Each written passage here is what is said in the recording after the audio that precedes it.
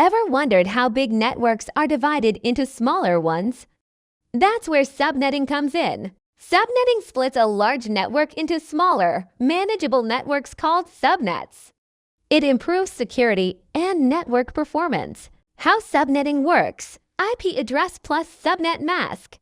Subnet mask decides which part is network and which is host. Example: IP 192.168.1.0.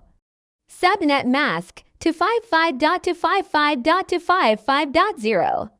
The first three parts are the network. The last part identifies the device. Imagine you have a network 192.168.1.024. If you subnet it into over 26 subnets, you get 4 networks: 192.168.1.0, 192.168.1.64, 192.168.1.128, 192.168.1.192.